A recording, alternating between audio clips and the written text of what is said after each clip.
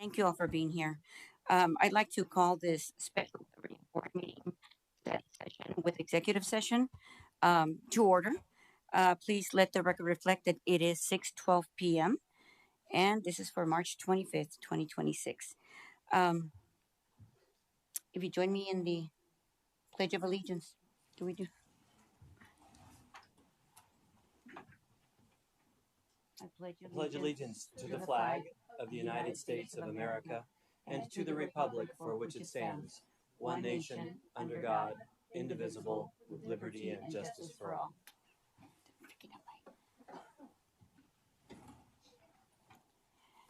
The Cartwright School District is located on the ancestral homelands of the Hohokam, Akimil, Odom, and Odom Jude people, ancestors of the Salt River Pima Maricopa Indian Community, or otherwise known as SRP MIC.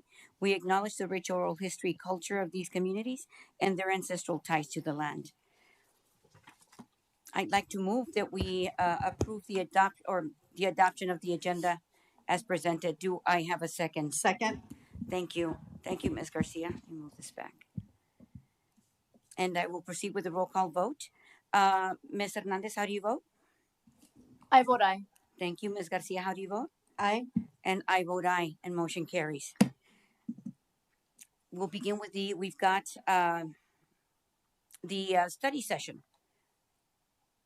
We have a study session today, and this is regarding and we will have a presentation and approval to accept but it's regarding the annual 24-25 annual comprehensive financial report, ACFR, Uniform System of Financial Records, USFR compliance questionnaire, and single audit reporting package from Heinfield Meach and Company, PC, certified public accountants for the fiscal year ended June 30, 2025. Dr. Etheridge.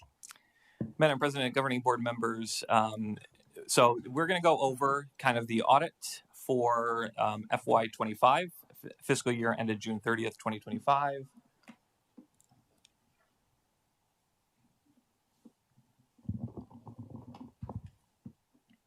Okay, perfect. Thank you.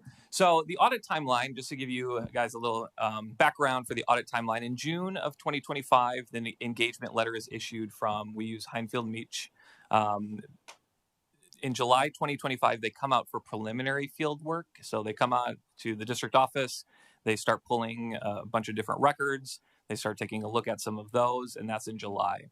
In October, they actually come back. Remember, our fiscal year ends June 30th. So in July, we're still cleaning up some of the books. We have until August 29th to pay invoices that we incurred prior to June 30th. So they're kind of doing preliminary field work in July. In October, they come back out as the final check of everything, since the year has closed out at that point. In January 2026, they send a draft of that audit report sent over to management. The audit report is issued in January 2026. And in March 2026, the audit report and the USFR compliance questionnaire is finalized. And I do want to kind of talk a little bit about the difference between the audit reports.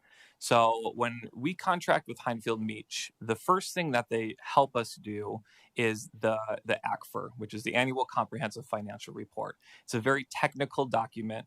It's the report that all governmental agencies have to turn over to post to the stakeholders. So you think about private companies, for-profit companies, they have their financial reports for stockholders, things like that. We have our financial reports, which are the governmental financial reports, that annual comprehensive financial report. So it's a technical document. Heinfield and Meach helps us create that document, and then we verify and sign off on that. The idea in January for that audit report is that's when that ACFR is released, and they audited those financial statements for reasonable assurance that the numbers in that document were accurate. So that's the idea of them auditing that annual comprehensive financial report. Now, there's a separate audit that's done for institutions that spend over, for this year, it was $750,000. This current fiscal year, FY26, will be $1 million. But if you spend over $750,000 in federal funds, you're required to undergo what's called a single audit, and that audits those federal funds. So that's a second audit that we undergo. The third audit is the USFR compliance questionnaire. And the joke is the USFR, we call it You Suffer because it is a very cumbersome, comprehensive guide. It's hundreds of pages from the Auditor General of compliance pieces, and the compliance questionnaire is 30 pages of questions over several different topics. So that's really a third piece of that audit. So again, there's the first auditing the financial statements, which just basically provide an opinion on whether we provide reasonable assurance that the numbers in that ACFR are accurate. That's what's released in January. And then in March, that's when we received that single audit for our federal programs, and then the USFR compliance questionnaire audit. So again, just taking a look at the scope of the audit services, an independent auditor with Heinfield Meach comes out. They perform the audit in accordance with the U.S. Generally Accepted Auditing Standards under the uniform guidance for federal programs. And then, like I said, complete that USFR compliance questionnaire. The responsibilities of both the auditor and us as management is making sure fraud communications occur. So the auditors will ask various stakeholders in our district whether they are aware of any fraud that's occurring. And so they did that. They asked, and there was nothing that was reported based on fraud. Ultimately, that rests in the responsibility of the district to ensure that that's not happening. And then some of the auditor's responsibilities, making sure, again, that reasonable assurance is provided based on what they see and what they've audited. And ultimately, management is responsible for those financial statements. So Heinfield Meach, again, because it's such a technical document, really kind of puts it together for us, but we review and sign off on that. Other required communications, if there's any sort of disagreements between what the auditors had and what management had, that's discussed. There were no disagreements based on the audit findings. We, as management, provided the required representation letter at the conclusion of the audit. And then Heinfield Meach, because they are an independent audit firm, they need to just make sure that there's independence based on what they do. So I'll give you an example. We use them for some consulting work in terms of just we have questions for them or to help assist to train us in certain things. They could not, for example, do our bank reconciliations for us because they end up auditing those. So that's what the idea of independence is making sure that there's separation between the independent auditor and us as management. And we already talked about the 3 reports that are released, the ACFR, the Annual Comprehensive Financial Report, the single audit reporting package, and then that USFR compliance questionnaire. If you are bored and you want to read the 100-page annual comprehensive financial report and see all those technicalities and where they get that information from, here's a couple of pages to point out for, to review if you're interested. Page 13, the independent auditor's report. 19 is the management discussion and analysis. Page 32 is starting the financial statements. 43 is the notes to the financial statements. So if there is any sort of the Governmental Accounting Standards Board is GASB, as they know, releases pronouncements, which changes some of the financial statements. So some of the notes talk about what changes may have been made from previous years. And then finally, page 91 is the statistical section in that ACFR. Moving on to the single audit reporting package, there were, on page 10, the schedule of findings and question costs. There were a few findings in the single audit reporting package. The first one, a material weakness was identified in internal controls with regards to cash reconciliations. We'll get a little bit more into that in the USFR compliance questionnaire. But ultimately, when we look at cash reconciliations, we're making sure that the money that we have in the bank reconciles to what our accounting systems say. And the idea of this weakness is that if you are not reconciling those timely, that ultimately there's 2 things that could possibly happen. The first one is that your financial statements could be misstated because, for example, if there was a revenue payment, the taxpayers, we have the due dates for when taxes are paid. We have an influx of money come and it goes directly to our bank account. And we have to take a look at that and add that to our accounting system as revenue. If we don't reconcile that, it's possible that that revenue went into the bank, but we never reported it on the accounting side. So it was never entered into our financial statements. Now, ultimately, everything we were able to reconcile it down to 33 cents of from M&O. So ultimately that did not happen, but the idea of this audit finding is that it could, if you don't fix that finding, you could have a misstatement. Similarly with reconciliations, of course, we want to make sure that we're balanced in everything that we do, and it's just another check and balance to make sure that no fraud is occurring. Again, ultimately they came down to 33 cents, so we know that there was no fraud occurring, but again, if we don't fix that system, that opens us up to that. The second one was the material weakness identified, and this was the presentation to the governing board a couple sessions ago regarding that ESSER set-aside grant. So even though we have paid that money back and we have returned that money, the idea is that the liquidation period for that, meaning when all those funds should have been spent, closed out, nothing dealt with, was December 31st of 2024. So because we didn't find it within that time, that became an audit finding there. So again, the single audit, that's for our federal programs. Now we get into the USFR, the Uniform System Financial Records findings. Again, there's 30 pages worth of questions for that USFR.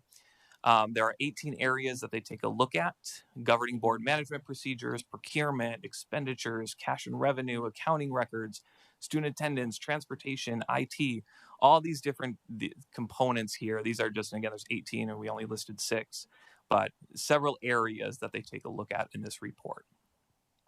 So going through each one of these findings, the first one was with regards to governing board management procedures. They did have a finding that the district was deemed to have violated open meeting laws during October and December 2024 board meetings. This was based on our attorney recommending that we had an open meeting law violation and sending that up to the Attorney General. So the auditors they take a look at our board meetings, they go through all of those documents, and then they make that finding based on the USFR and whether there was compliance there or not. Accounting records. There was an incorrectly coded long-term subscription. So a couple years ago, GASB did a pronouncement, the Governmental Accounting Standards Board, that in the past, when we took a look at long-term subscriptions, meaning over a year, that it was coded just based on if it was an instructional program, it was just coded as an instructional program. Well, they changed that a few years ago to say that if you have over 12 months, because you're operating on a year-to-year basis, if you have a subscription that's greater than 12 months, it's actually considered debt to the district because you engaged in a contract that's more than a year. So it becomes debt to the district. And so it has to be coded appropriately. And so there was an instance where that was incorrectly coded. It was coded under a different fund or a different function as opposed to what it should have been. We talked a little bit already about cash reconciliations with the county treasurer. So just reiterating, that's the idea of anything in the treasurer's bank account matches what we have in our accounting system, and monthly we reconcile that. There was a change in personnel that happened midway through the year, which is when those started to become delayed. And ultimately, by June 30th, we didn't have those reconciled. Once again, they are now reconciled down to 33 cents for the prior fiscal year, but those should be done on a monthly basis. Similar, the outstanding warrant amounts in June 2025 with the county treasurer reconciliation did not agree with the monthly warrant reconciliation report. This is similar to, again, just another reconciliation where you have the timing of things. If I issue a check at the end of the month, it may not have cleared the bank account yet. So I just need to reconcile and make sure that those types of things are still reconciled, even though it may not show up in the bank account, just like you would reconcile your checkbook. And then with the cash and revenue, so February, March, and April reconciliation, there was a clerical error. So the spreadsheet used to reconcile, there's a clerical error that caused the reconciliation not sum properly. So it looked like there was reconciled, but it was really not reconciled properly. The district did not utilize the M&O revolving account properly. So the revolving account is really, it's a small account. It's about $4,000, and it's used for, I don't want to call it petty cash. It's not petty cash, but it's used for, I'll give an example. We had an instrument rental fee that we collect from students, And so we started a band program. The teacher ended up resigning, so we had to stop that band program. So we refunded those parents that $25. Well, we can't just cut a check to them without a purchase order, but in order to create a purchase order, they have to be a vendor in the system. So this is just a way for small amounts of money that can be transacted. So that's the revolving account. However, there was a grant that we received, the COPS grant, for revenue. We get reimbursed for, again, federal grants get reimbursed. And when we requested that reimbursement, it went to the revolving account instead of the clearing account. And the clearing account is our Wells Fargo account where things get deposited into, and monthly we move all that money in Wells Fargo over to Chase, which is where the treasurer houses our money there. So it was just really an inappropriate use of the revolving account. It should have been deposited into the clearing account instead of the revolving account. Bank reconciliation not completed on food service clearing account. 3 of the 10 auxiliary operations receipts reviewed, deposits were not made timely. So auxiliary operations is just general operations. So I think about it in terms of cash inflow and outflow. So maybe it's t-shirt sales, maybe it's yearbook sales, maybe it's student IDs, those kind of things where the front office might be collecting cash. That should be deposited into the auxiliary account. That needs to be deposited within 7 days. And so in 3 of the 10 receipts that they reviewed, they were not deposited within the 7-day time frame. A couple of bank reconciliations that were not dated. So again, as they're verifying that those reconciliations are taking place monthly, if they're not dated, they can't determine whether that's been done dated, whether that's been done monthly.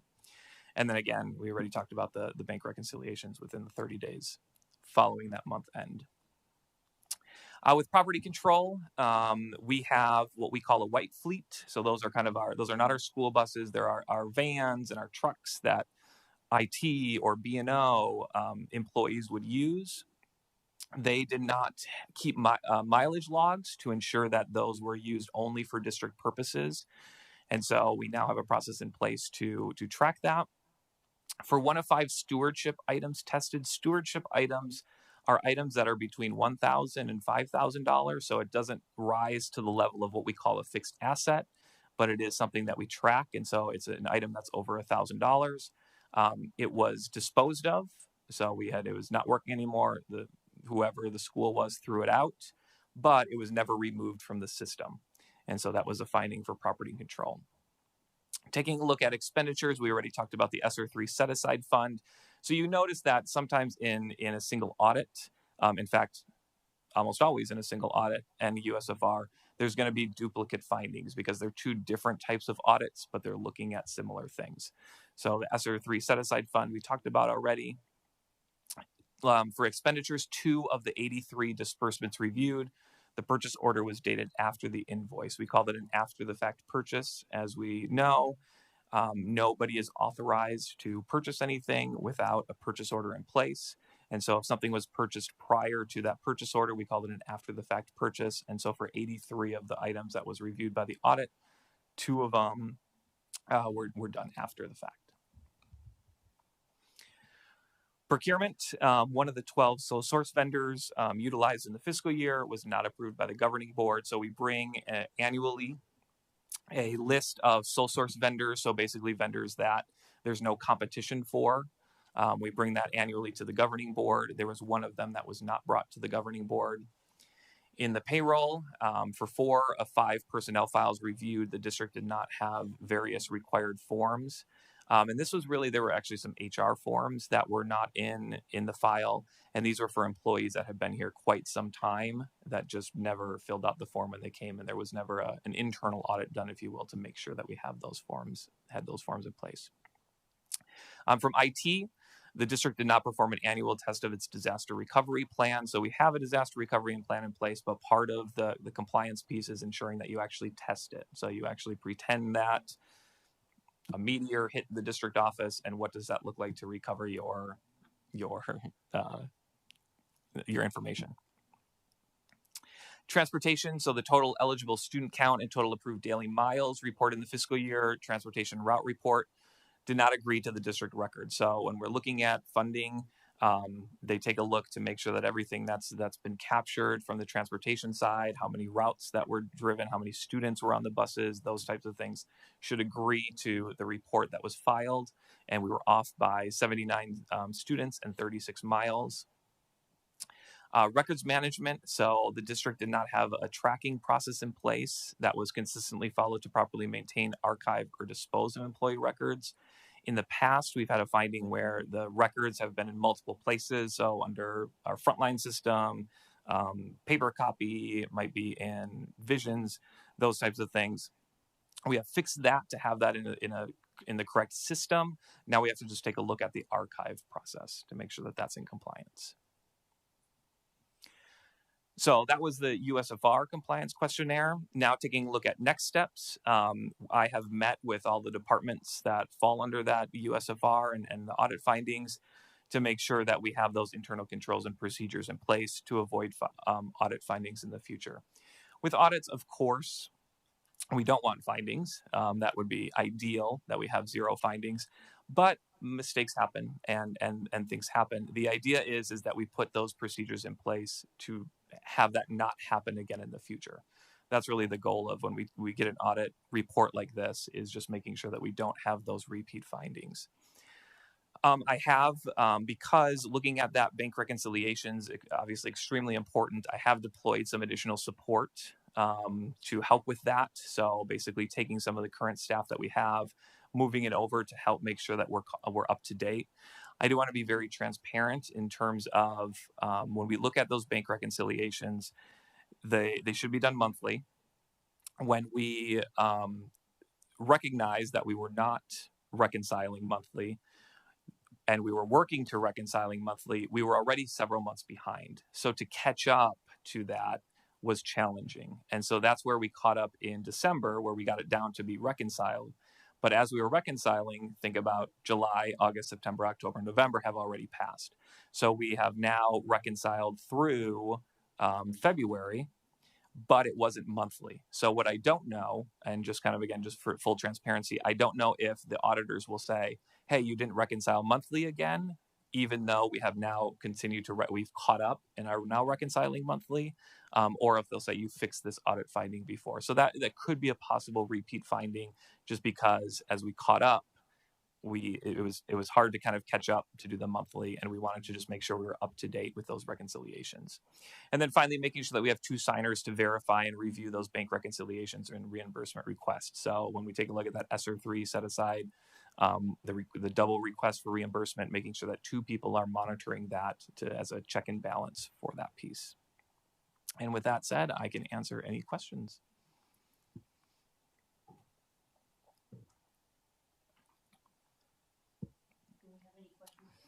Do we have any questions from the board? I actually do have a question. Okay. Was there an option? I guess I'm just wondering why the district did not request an independent state level review, or is that what you just relied on this agency, Heinfield and Meach, correct? Madam President, Board Member Garcia, yes. So Heinfield Meach is the independent auditing firm that comes in and does the annual independent audit. Now, there are audits from school districts from the Auditor General that they could come in and do an audit. They don't do an annual audit. They'll come in periodically to audit school districts. But with regards to the independent audit, annual typical audit, Heinfield Meach is the company that we use. Yeah, I was just wondering because you made reference to the agency looking at open meeting violations.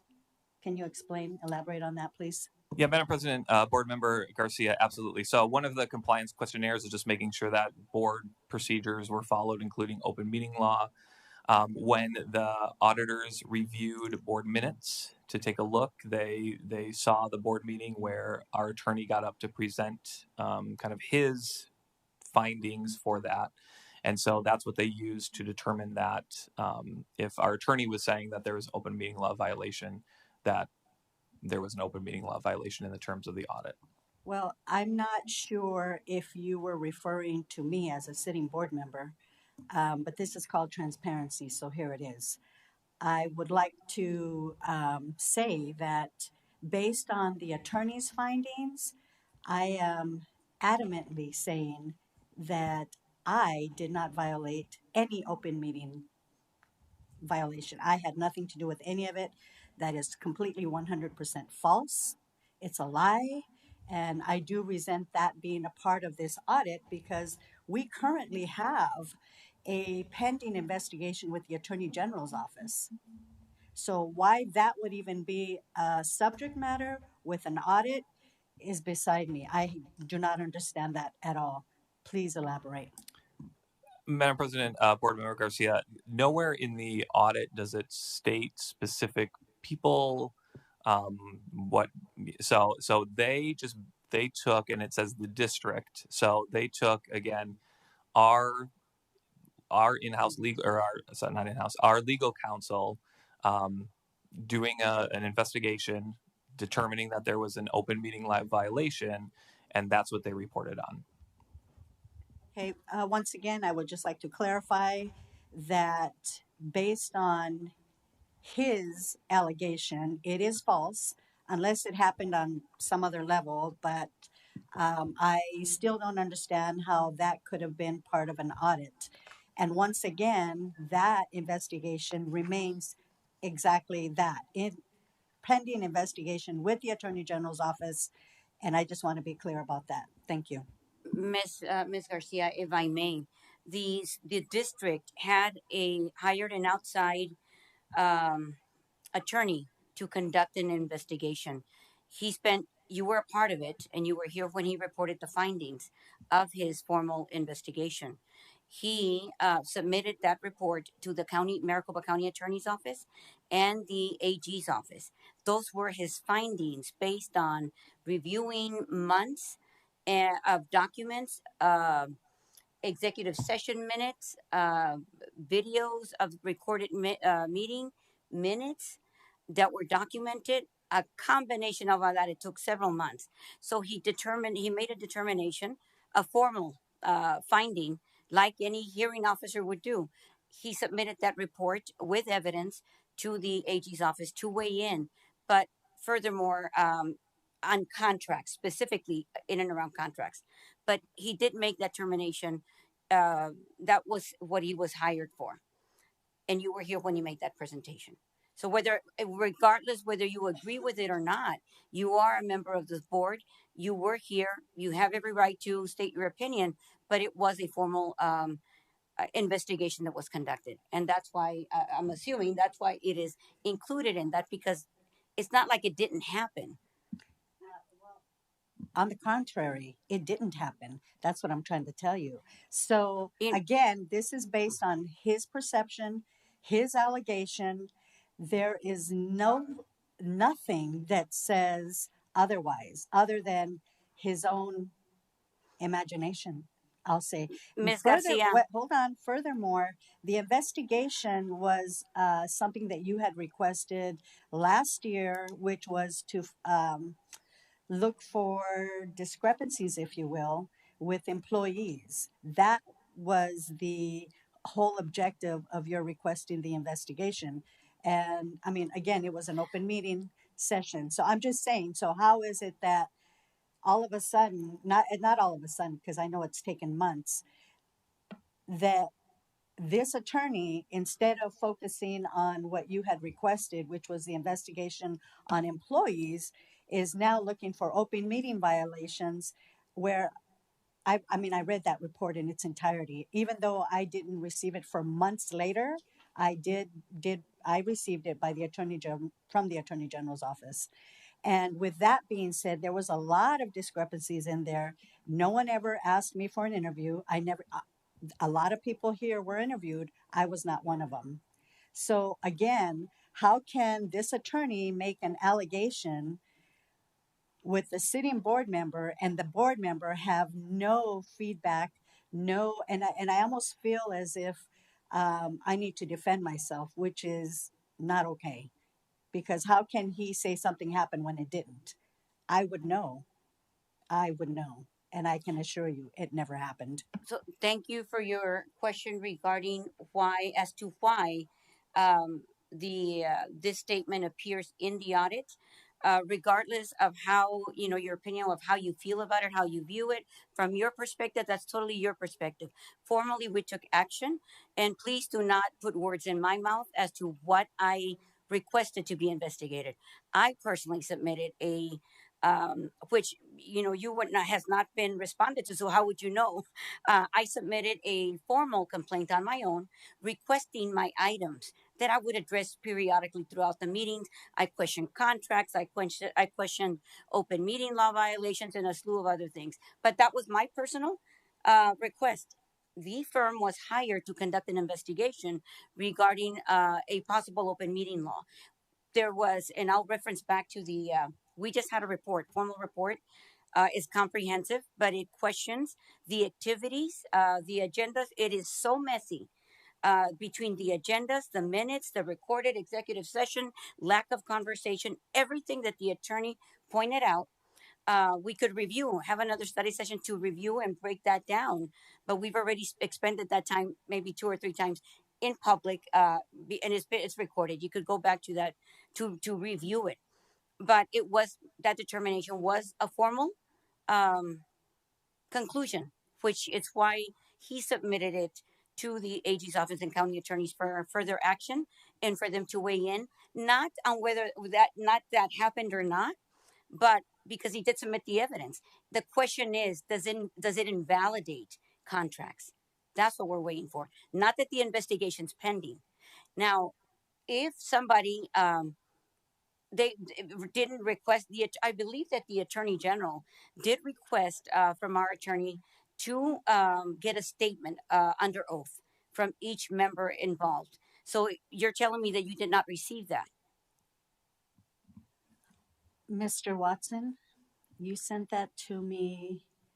I believe according to the Attorney General's office, the email that you had sent me, they were waiting for a response from me that was over a month. It had been due a month prior to your sending me the email. And so when I talked to the attorney, she had asked me, "When did you receive this email?" I said, "This morning, the morning that you sent it to me." And so she said, "Okay, have I received the report, the completed investigative report?" And I said, "No." So she sent that to me. Had she not sent any of that to me, I would have not known. So her question to me was, why hadn't I responded to her request? And I said to her, which you know, because Mr. Watson had only sent it to me that morning. So it was her response, the response she requested from me was due December 22nd. You sent me that email a month later. So again, I know we get busy, I get it. But again, had she not sent me any of it, I would have not known anything regarding allegations, regarding they say, you say, which there was a whole lot of that. Um, and so I saw everyone's testimony, which I have to say was extremely concerning, but my opinion based on what I read. So again, how could I have addressed anything when I hadn't received anything until after the fact?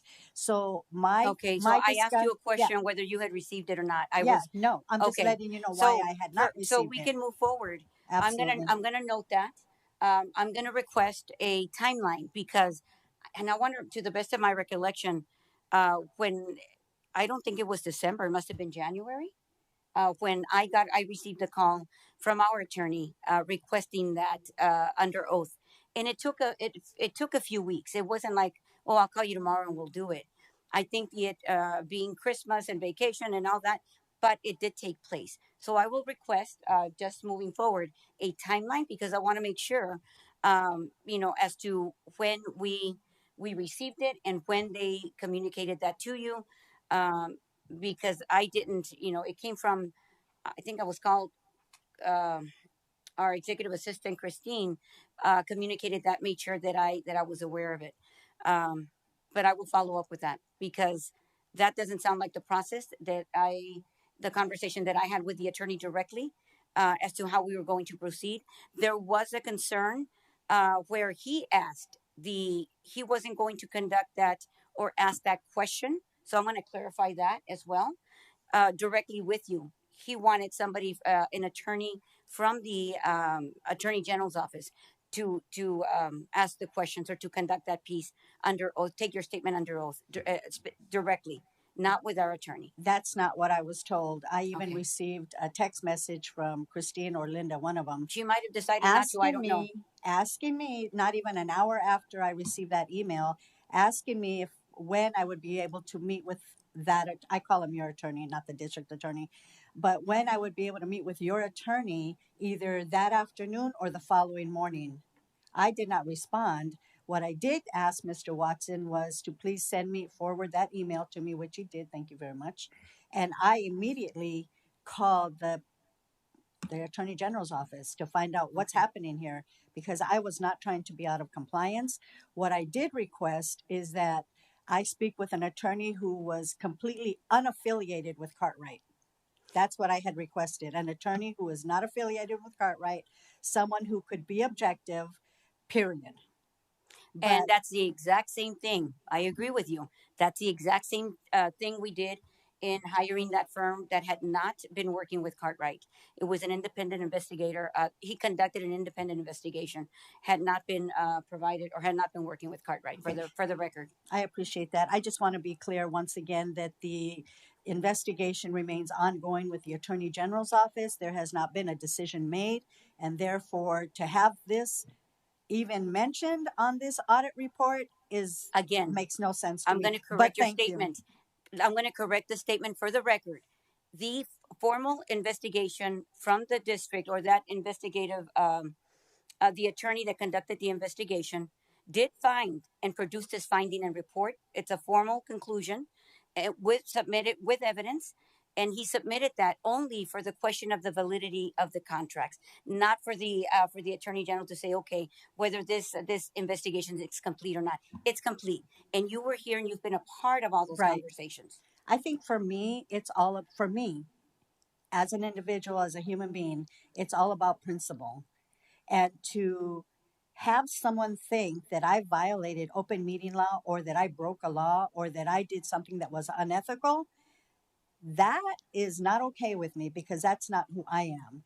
So the findings of that attorney making his assumptions of allegations were unfounded. And once again, I would wait until the Attorney General has completed their investigation. And I am just hopeful that they give me the time of day to share what I know because I remember, I mean, we can Ms. go on Garcia, and on, but again, we're going around in circles. that's fine. I understand you. I understand your perspective. I understand what you agree or disagree with. But again, I'm going to make that statement. I'm going to reiterate it for the record that there was an independent investigation conducted by attorneys that did not work for Cartwright. They are not Cartwright's attorneys. That's just a firm that we hired, similar to the way we hire this company to conduct our audit.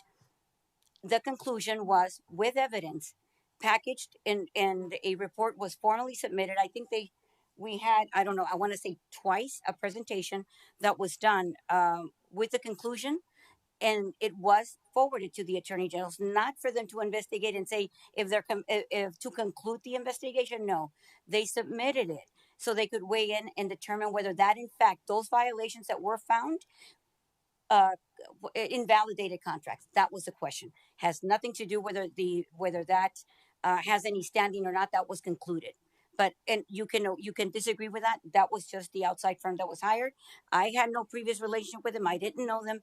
I asked for somebody that had not done work with Cartwright. I appreciate that. And once again, for the record, I will also say that those allegations are false, unfounded, and a lie. Thank you. For the record, Miss, I'm going to state again that they're not allegations. They're not. There was an investigation was conducted, and findings were found. Lydia, do you hear what you're saying? I've got the floor. Okay, I hear I'm you. reiterating again that there was an investigation. There's evidence. They packaged it. They concluded their findings. You disagree with those findings. That doesn't mean you get to say openly. You can say whatever you want, but the truth is in that package of the report that they made public.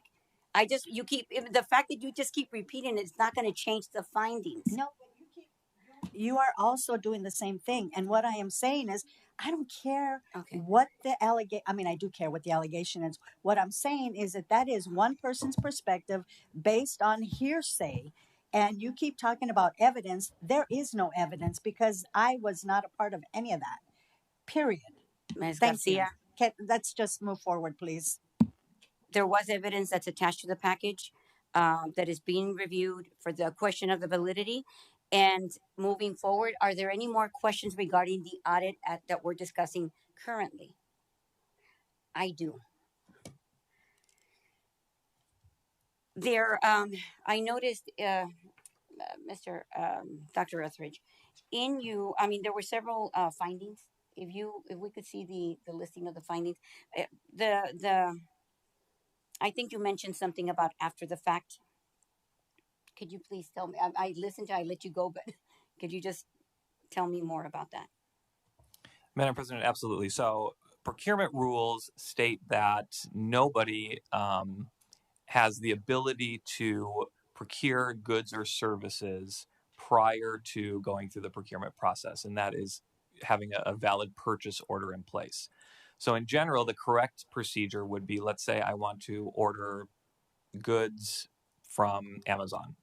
I need to put in a requisition. It goes through an approval process, ultimately checks to make sure all the procurement procedures are in place or compliant, turns into a purchase order. That document is what allows me to then go order and receive those goods from Amazon.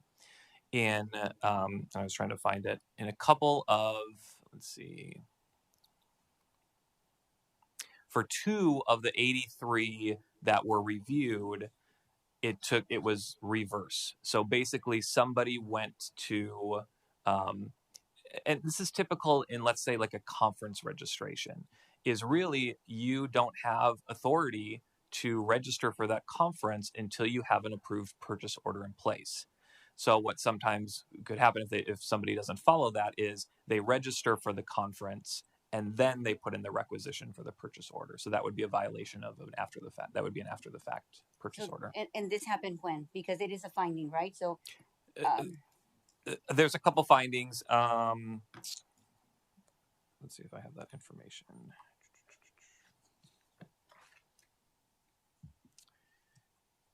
Both of these actually took place in August, it looks like, in August of 2024. okay. Yeah, something from Title III and something from Title II. This is something that happened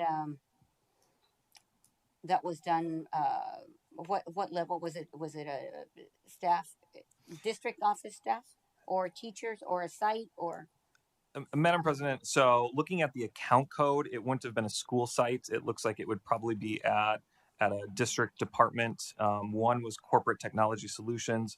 One was Hinge Education. So my guess is that like Hinge, for example, is a consultant. So whoever organized this would have booked that consultant to come out for training for our teachers.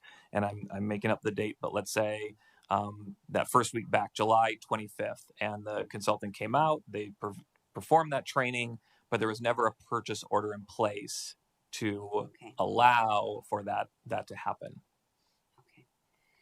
There's the sole source vendor not brought to the governing board. Yeah, Madam President. So the sole source vendor was actually the Kronos system. So we had changed in July of 24. We had moved to Time Clock Plus for our timekeeping system for our ESPs. We used to utilize Kronos, and so the intent was to go with Time Clock Plus, but we stayed on with Kronos for an extra 6 months in case something happened with Time Clock Plus, like something drastic where we people weren't able to clock in, those types of things, that we could fall back on the Kronos system. Well, because that was kind of like a contingency plan, that vendor just did not get brought to the government. It wasn't this is the vendor we're utilizing moving forward. It was just overlooked to be brought to the governing board as a sole source vendor. And frankly, I would actually argue that it's not a sole source vendor. It'd be a situation where we would look at 3 quotes for procurement or cooperative contract for procurement because there's other timekeeping systems. Right. But either way, it'd be a finding. I'd argue that it's not a sole source finding. It's more of just a procurement finding. But either way, it would be a finding for Kronos. So it was not. So it was just not brought to the board, and this happened in July of 2024. Personnel files, storage, whether they're complete. Are they currently all stored right now, or we're working on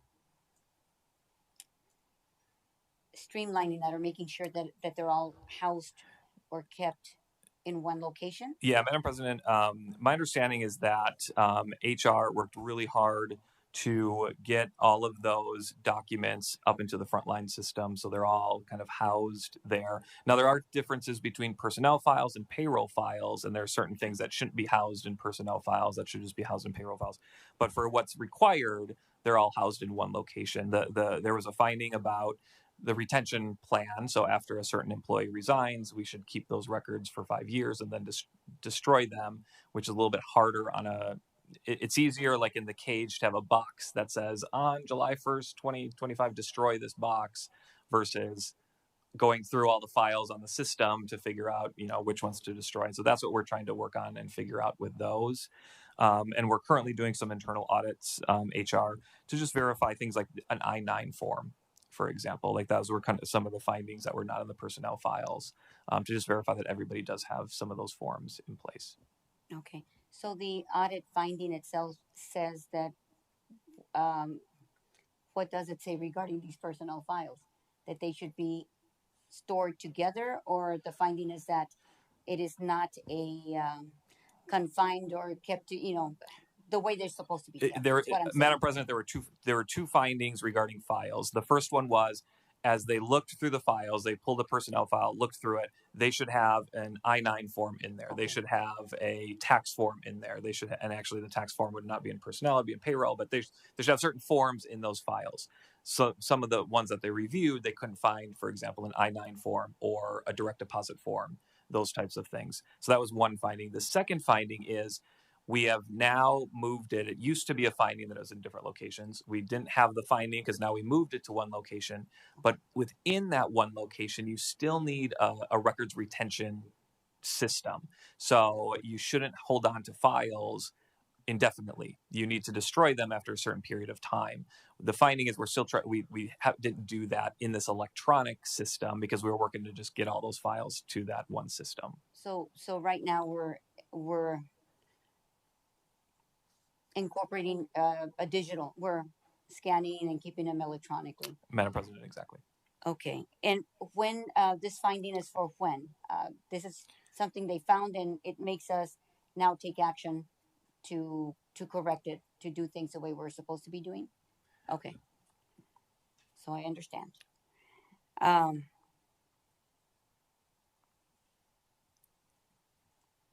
Just makes it makes it clear for me that it's more like an archaic, physical hard copy, and we're not really tracking or keeping,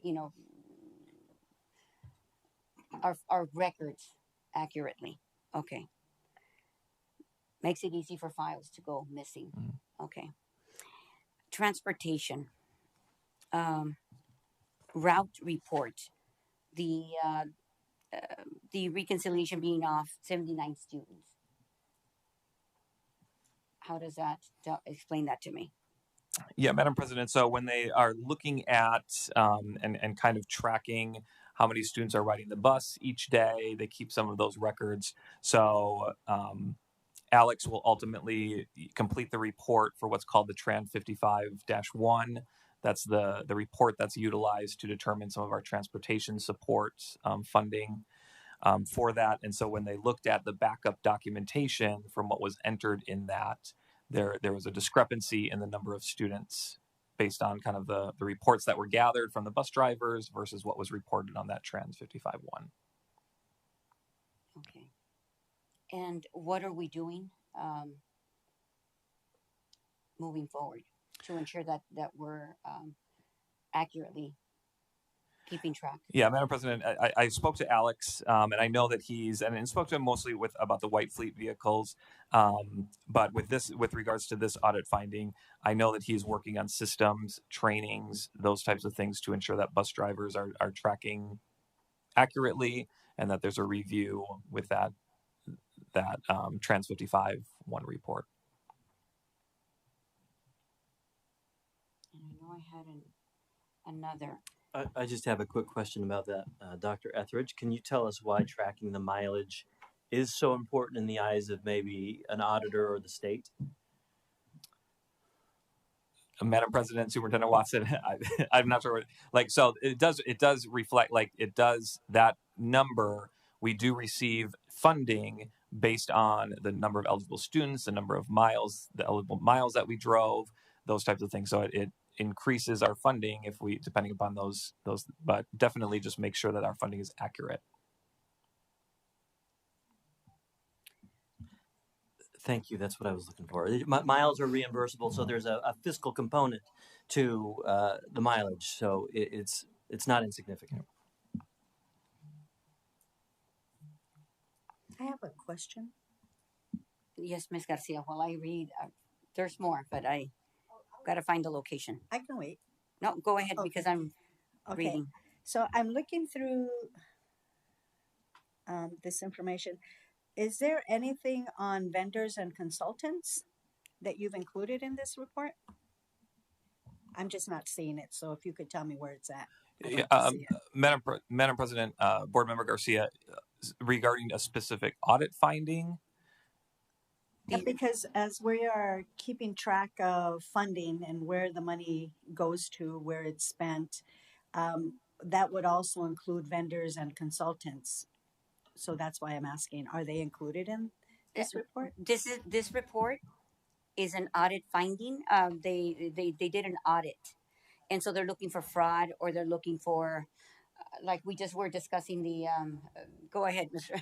Madam Dr. President, Etheridge. so non-compliance with the USFR. So as they're looking through, there's not really a question necessarily, a general question of, does the auditor agree with how the funds were spent or things like that? They're more looking for the USFR, which is, again, a couple 100-page document that specifies rules and procedures that we have to follow when we're looking at procurement, or we're looking at budget, or we're looking at accounting, or we're looking at IT, those types of things. They're just specifying what we have to do as a school district to just ensure compliance with what the Auditor General put out through the USFR.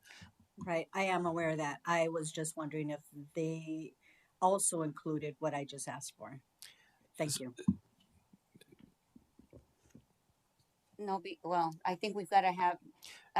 Can you explain again what this audit? So, is? Madam President, Board Member Garcia. So, unless there was something like the vendor did work prior to having a purchase order in place, or we exceeded a certain threshold without getting quotes, or things like that, there wouldn't be any mention of vendors in this report. Again, it's just compliance based on what the USFR is stating for that. So if there was something specific with a vendor that didn't follow the USFR, that would be in the audit finding.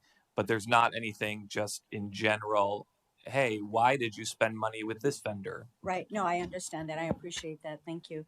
So speaking to that, so you would, I mean, they would go through everything looking for any red flags, infractions, misspending, fraud. But would you also be pointing out certain things that you have found as well? Or are they just solo looking through the books? Madam President, Board Member Garcia, generally, no, we don't go to an auditor and say, hey, here's how we messed up, this time. Now, with that being said, I will say that I've been very clear with my department that if there's a mistake made, it's a mistake made. We don't try to go back and cover it up. We don't try to make sure that it's not an audit finding. If it's an audit finding, it's an audit finding. We're going to make sure that we act with integrity and do those types of things. So, no, we're not. When the auditors come onto our district, we're not handing them a paper that says, here's all the things you should look at because these are the things. But if they come and they say, this is what happened, we don't try to say, oh, quick, change the date on that PO or do this or do that. Like it is what No, it is. I understand that would be unethical. Yeah. I get it. So regarding the mention of the open meeting violation, how was an auditor able to look for that? I mean, I don't understand. If you could explain that, I'd appreciate it. Madam President, Board Member Garcia, absolutely I can. The actual thing that they take a look at in the USFR, the question is that the district held governing board meetings in accordance with ARS 38-431 to 38-431.09 and prepared and retained written minutes and or recordings. So as they take a look and verify those recordings and minutes and those types of things, they look through to ensure that we have complied with those, and that's where they would have reviewed that finding. And Madam President, Ms. Garcia, and there can actually be a finding if the school district doesn't work hand in hand with the auditors. So you may have a situation where an entity being audited tries to throw up roadblocks in front of the auditor. There is an expectation that when the auditor comes in, that you provide in a timely manner the things that they ask for. And so there is, requests and working hand in hand. And so they pretty much have free reign, and we try to afford them as much latitude as they ask for in providing some of that information. So that itself could be a finding if we didn't work hand in hand with the auditor. No, I do appreciate that. I just can't. I mean, I think auditors, I think numbers, finances, I think all of that. I don't think anything outside of it. So that's why I was confused when auditors audit. Attorney General and Maricopa County, they handle other things. I just was trying to make sense of it. Thank you. And there is a descriptor. The introduction gives you the purview of what it is, how they do it, what they do, what their scope of work is, and how they do it. And then it goes on, and that's why it's extensive. But it is in here. Going back to my question, so we had these USFR findings. So, and it caught the SR set aside funding, balance that we had that really didn't belong to us, but we hadn't returned. Um, the property control did it. I don't know. You'd have to remind me, and I didn't think I saw it. But did it list the IRS payment that had been paid, not paid? Madam President, that was in last year's finding. So that was last year's Okay. one of last year's findings. Okay. And because this covers 2024, that this Madam President, July 1st, 2024 through June 30th, 2025. okay. Thank you. There was the questions regarding reconciliations. There's a few areas for reconciliation, and you said might have been on one, a few cents off. But there were several. What areas were there in general? If you could just tell me. Yeah, Madam President, so there were a few different reconciliation issues. One of them being, again, when you take a look at what the treasurer has in their account versus what we have in our accounting records, that's one thing that needs to be reconciled, and that was not reconciled timely. Another one was that we had reconciliations that didn't have dates on them. And so as they're looking at the finding to make sure that within 30 days you're reconciling that, if you don't have a date on it, they can't verify that that was actually done timely. Another reconciliation is we have a few different Wells Fargo accounts, the clearing account, the revolving account, food service account, those types of things through Wells Fargo, where you reconcile those like you or I would reconcile our bank statements that we get for our personal checking account. And some of those had some errors in them. One of them being the spreadsheet that was used to do the reconciliation. There was a technical error on that one. One of them was that it wasn't dated. So some of those issues there. So those were the reconciliation pieces. Okay. Now remind me because the part about and I know you mentioned one, and I'm trying to make sure that it's my questions pertaining to this audit because during the course of the year of 2025, we found that there were items that had been purchased had not been agreed upon by the board. We had to do that. In other words, there was purchasing, left and right taking place, big items for SR funding. Was that noted here? Madam President, that was not noted in the audit finding. Okay.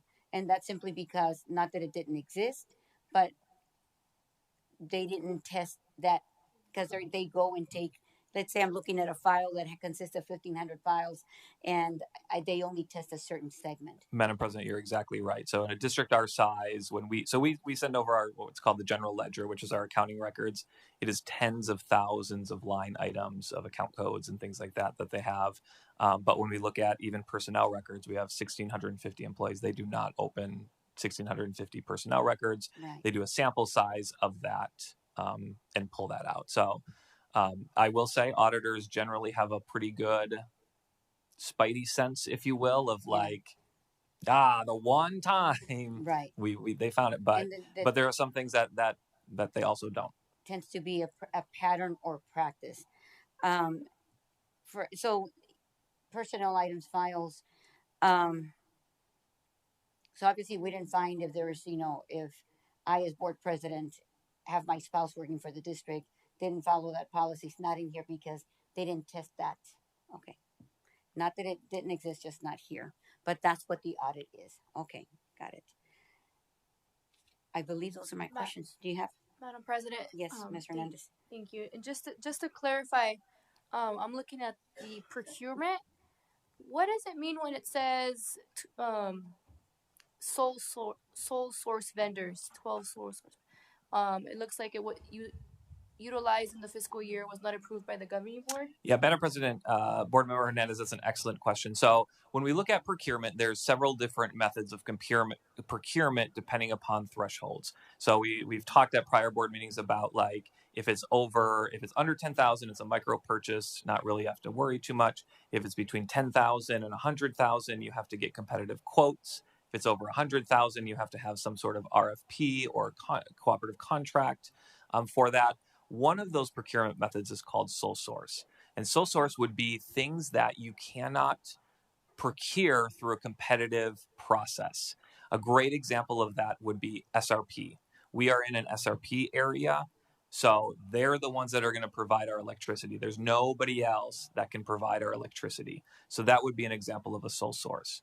The governing board annually has to approve that list as they're looking through the list and determining and saying, yep, these are the ones that we agree. There's no competition out there for those vendors. And this one was one that just happened to not go in front of the governing board for approval. Okay, thank you.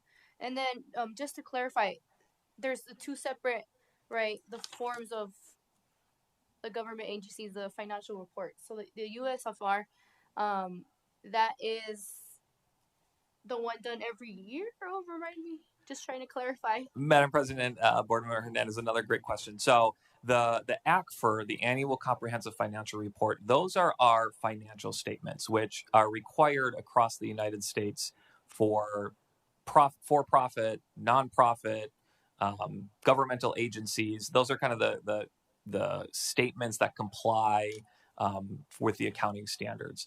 The single audit, those are required for entities that expend more than $750,000 in federal monies. This year, for starting the audit this year, it's going up to $1 million. But if you spend a certain threshold of federal dollars, you need to do a single audit, which is just looking at those federal funds. The third component of that is this USFR compliance questionnaire, and that is Arizona specific. That's determined by the Auditor General.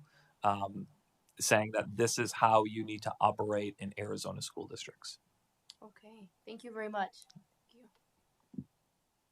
Thank you. I think that was they did a great job, because if it serves as a sample, right, where they're looking at one, but I think it's very representative of the pattern and practice of within procurement, the reconciliations, the tracking of the documentation, the management piece of it. Okay, thank you. Any other questions?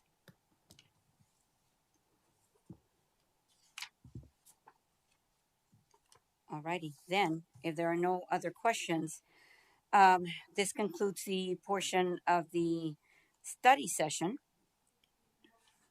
and I will move forward with the motion to for approval to accept the 24-25 annual comprehensive financial report, known as the ACFR Uniform System of Financial Records, USFR Compliance Questionnaire, and Single Audit Reporting Package, submitted, received from Heinfield Meach and Company, PC, Certified Public Accountants, for the fiscal year ending June 30, 2025. Do I have a second? Second, Madam Thank President. you. And I will proceed with a roll call vote. Ms. Hernandez, how do you vote? I vote aye. Thank you. Ms. Garcia, how do you vote? Aye. And I vote aye. And we move forward. And we've got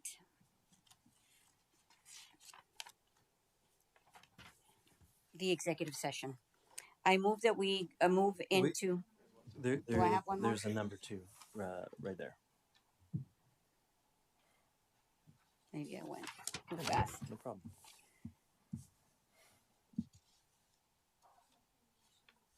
Let me look at yours.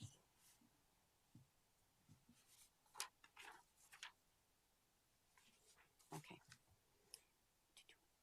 But going on to number 2. Information and action regarding 26-27 work calendars for teachers, counselors, social workers, TOSAs, speech language pathologists, occupational therapists, physical therapists, and psychologists.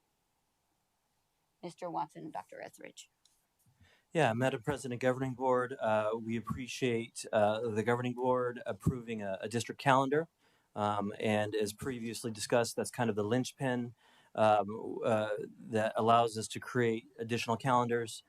We have some employees who work a 10-month calendar. We have some employees, for example, at the district office, who may work a 12-month calendar, some who may work an 11-month calendar. And so we will, not just this calendar, but also at a future meeting, we will bring additional work calendars for the various categories of employees. And this is the calendars for those employees as were provided in the rationale and were mentioned at the read of the information. And Mr. Watson, are these calendars typical something that are reviewed by the board? Yeah, Madam President, Governing Board, these are calendars that we bring every year. And so, yes, so typically all of the work calendars are brought to the Governing Board for approval. I just don't recall seeing so many calendars. So thank you for bringing. Yeah. I'm not saying that I should. Oh, yeah, I do want to now, but there was some information that that's new to me. Thank you. Any questions regarding the calendars for the said offices that I've I labeled? do. Thank you. Uh, Mentioned. Thank you. So I'm looking at Fridays being basically early release days. So how does that affect the units that have been advocated for to justify not having 4 days but moving to a 5-day? So, Madam President, Ms. Garcia, we have, I think I understand the question, but each principal on each campus will establish a calendar for dividing up the amount of time during the week, including Fridays when students will be at class. This is actually something that they're working on right now. just to make sure that we're allocating an appropriate amount of time for each subject area. And those 2 hours of early release on those Fridays, that's professional development time for the district, for principals, for site leaders to provide some professional development and training to our teachers and staff, and also some time for teachers and staff to lesson plan, get some work done in their classroom. And so that's how we came to these calendars. How many minutes are you working towards that that the students should be completing on a monthly, annual, weekly? I mean, can you break that down? How many minutes per the Department of Education are required? And I know we used those numbers before versus this calendar, leaving 2 hours early every Friday. So, Madam President, Ms. Garcia, we are in compliance with we are actually above the minimum number of required minutes for students. I think I had mentioned at a previous board meeting, our adopted calendar is a pretty classic calendar that a lot of school districts historically have followed. And we do meet those minimum requirements. I don't know just off the top of my head, and I don't have that in front of me right now, the exact number of minutes.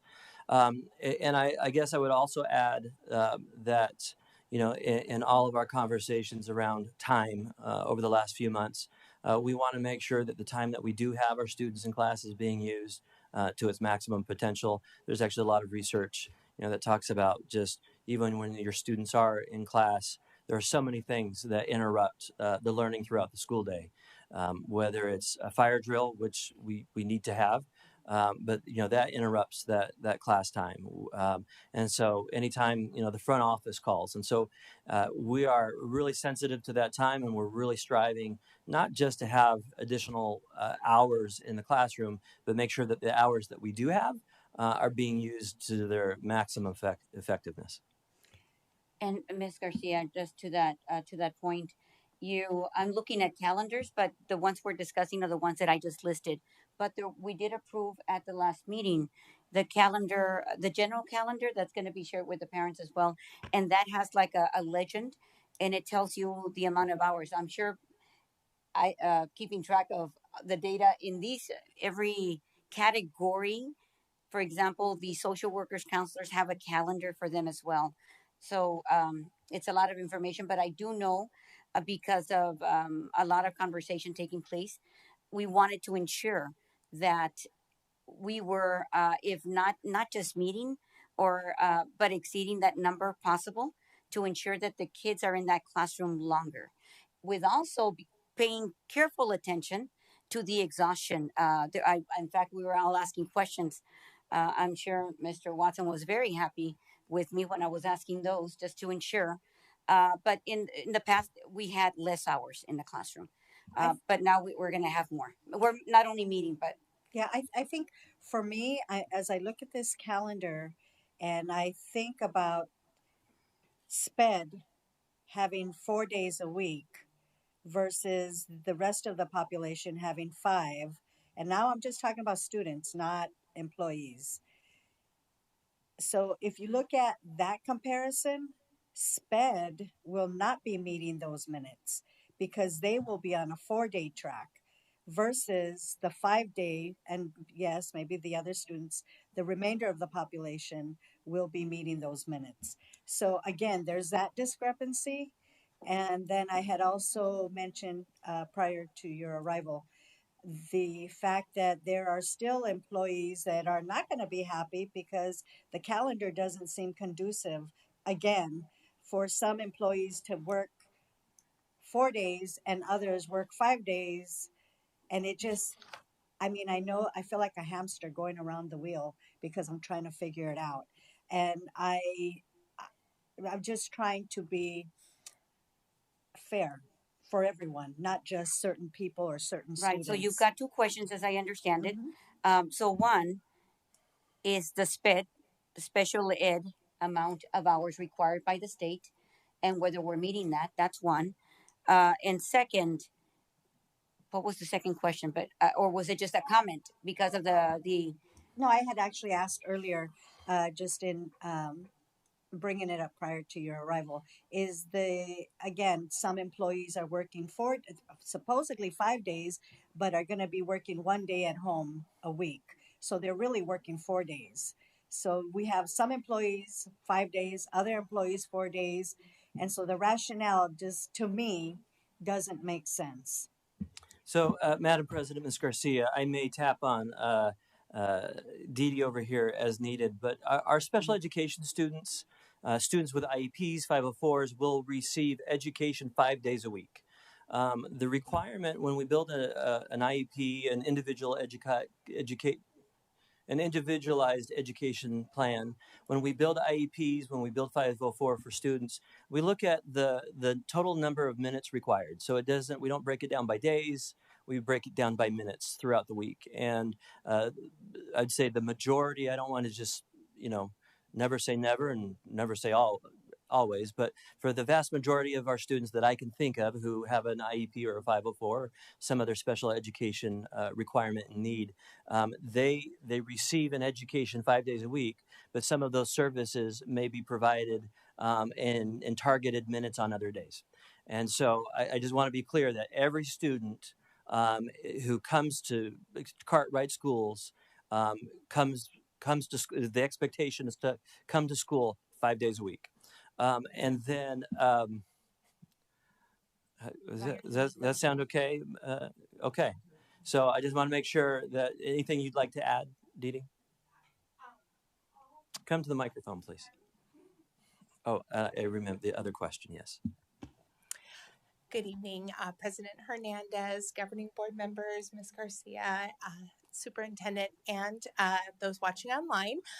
All IEP minutes for students are determined for the student themselves. So they all vary, and the way they are carried out is really based on the individual child and what they need based on those minutes. So, for instance, a child that has a speech service within their IEP for articulation, they may only get it 1 day a week, but they may also then have a service in their IEP that's around a learning disability. And so they may need small group instruction for CBC words or whatever that may be. And that could be that they receive that 3 times a week or 5 times a week. It's all determined by the IEP team.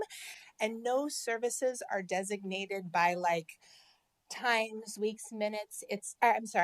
By the amount of days or anything along those lines. So we look at the way that a student needs those services. So if it's physical therapy, OT, speech, hearing assistance, all of those things are really determined by minutes. And then the way that we carry those out for the student is based on those students' needs. So to your point, Ms. Garcia, we would never say that a student in a self-contained program is only going to go to that program 4 days a week. We would know that based on those minutes, they would need those services throughout. Yeah, thank you. I appreciate that. I'm very much aware of how that works. Yeah. But I'm also very much aware of looking at the numbers of students that we have that are in SPED in the program.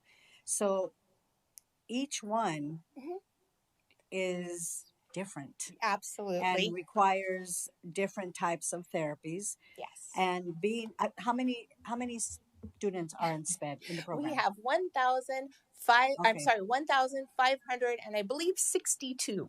Okay. Yes. So if you have 1,562 yep. students who are in the SPED program and who may only come to school 4 days a week, is that fair that the remainder of our populations have to come to school 5 days?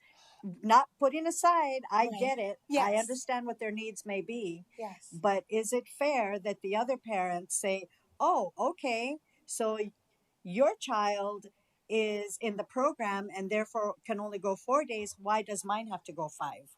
Does that make sense? Oh, absolutely.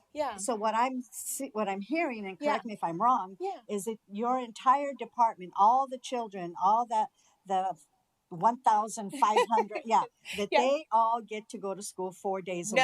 No. They're coming every day. They have a 5-day week. Okay, Yes, that's and what I'm I'm sorry if asking. there's any misconceptions around that. That is not the case. The only group that I know of that we are still looking at 4 days is preschool, and that was something that has always been in place.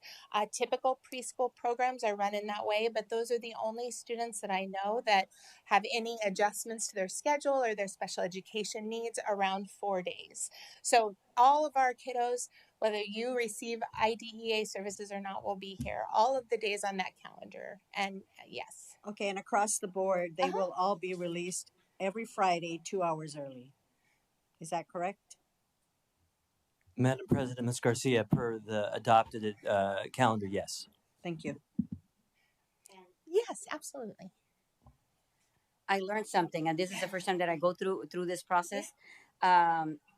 In having the opportunity to review and acknowledging that there are all these other calendars that come into play. We've just never gotten in, had this opportunity to delve into and be a part of that process. Absolutely. This is the first time. Yes. So isn't it great that we're able to question and go through this? Yes. But the optics, something that I learned, Yeah. because I also questioned when I saw that first calendar. I said, wait a minute, because that first calendar that we saw had Mondays off, had Fridays off, had I said, wait a minute, what are the hours? And I wanted to make sure that we were not just meeting, because we possibly, because we're meeting the state amount of minutes they need to be required. But I wanted us to go a little bit beyond that, because I questioned the same thing. I said it's got to be the 5. So we've got to go for more minutes, minding the exhaustion, depending on how many hours they're going to be sitting actually in the classroom versus going out to something like PE, lunch, and all that. But thank you for that. I have a better understanding of the Yeah. calendar now. And by the way, we were meeting all the minutes and above what was required by the state at a 4 day, just for the record. We were doing really well. Right. There, just minimum. I'm asking 5. We went above that for have more time. Obviously, you can't fit more time in a 4 day work week, and there were a lot of issues with the 4 day, because in terms of meetings, district level meetings, board meetings, meetings that we prepare the agenda. It's already the weekend. Lord forbid you have a holiday on Monday. Now you only have 3 working days. That's what we're running into. That was that we're this calendar is going to allow for the kids to actually Okay. spend more time in that classroom, because are we going to raise or impact Well, that academic achievement? yeah, even speaking to that, even if we had remained at a 4 day, we could have extended the day by a half an hour and still would have been on track But to meet who? the Well, it minutes. depends. It depends. I Who mean, are I'm you just being building the? objective. Who are you building? Building the calendar around. My focus was strictly the students and their capacity to engage in a rather longer required time, or just spreading it out a little bit further, so that we're mindful of that, because there is research and studies that show the exhaustion point of kids, and in our community we all learn differently. It's like when we talk about it, we joke about I learn visually. Mm. There's other things that you have to put into play, but I am quite happy with all the uh, everything that was met in that calendar for that 5 day work week. I don't know. I'm still advocating for the families and the employees. 4 days was perfect for them. They, as you're referring to exhaustion, overwork, I mean, they had that day, they But had that 5th day. The students, I mean, but I mean, we're here now, and so remember, the students is the focus. right. If our kids are not able to learn in that environment, thus the results of that 4% when we came back in December of 2024, that the kids couldn't read at their grade level, uh, except for that 4%. So 96% couldn't. But we've gotten a lot of credit. We went through all that. But it really hurt us academically. And this is going to be a great opportunity and trial to see if we can raise that academic achievement. That's the focus of it. It's not about whether, the employee, the food service, or who's getting, because honestly, we were able to go to 4 days, and the employees, or let's say teachers in general, remained at their salary. So that was a bonus, missing that one additional day. But then it impacts everything else. It's a domino effect because then we had to deal with, the medical and everything in 4 days. And remember, I was having a very tough time, um, not just having the regular meeting in a 4 day work week, but also the agenda planning, the preparation. 2 days out of that week, and the weekend's already here. We can't meet till Monday, so it's kind of tough unless you have a board. Presidents and vice chair that are not as engaged.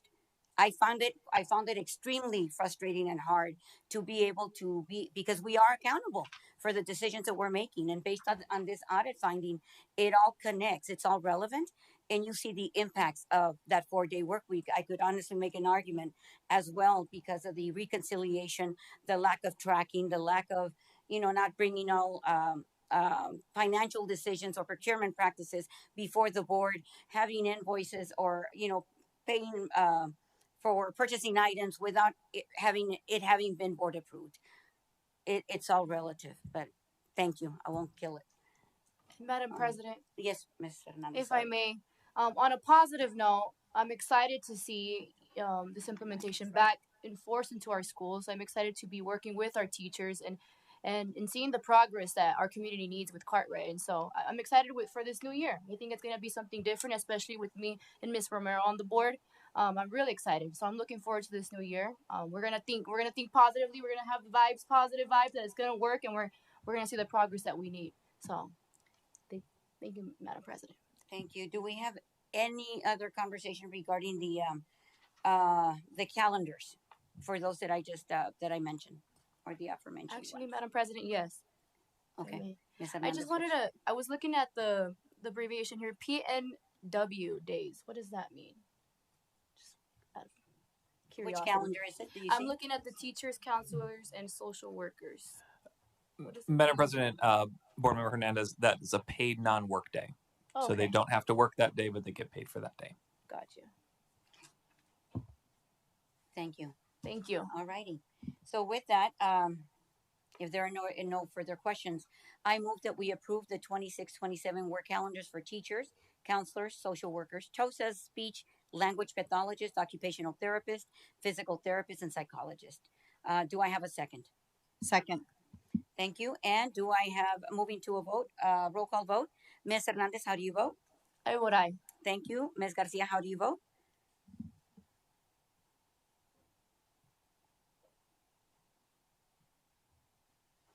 It's a tough one. I vote nay. Okay. And I vote aye, and motion fails. So we don't approve the working calendars for the, Did you vote aye? I vote aye. Okay, so we have two ayes. Yes. Okay. Yep. Oh, okay. Thank you. I thought I'm missing one, so I thought, Yeah. okay. Yeah. Thank you. Motion carries. Thank you. Please let the record reflect that there is one no vote. And going on to the executive session. The governing board may vote to go into executive session, which will not be open to the public pursuant to ARS 38-43103, A3, ARS 38-43103, A4, for discussion or consultation for legal advice with the attorneys of the public body in order to consider its position and instruct its representatives regarding administrator contract issues. Um, I move that we convene into executive session, which will not be open to the public pursuant to ARS 38-43103, A3, ARS 38-43103, A4, for discussion and consultation for legal advice with the attorney of the public body in order to consider its position and instruct its representatives regarding administrator contract issues. Do I have a second? Second. Thank you. And I'll proceed with the roll call vote. Ms. Hernandez, how do you vote? I vote aye. Thank you. Ms. Garcia, how do you vote? Aye. And I vote aye. And motion carries. So we'll, please let the record reflect that it is 7:40. Thank you. We'll go into the executive session.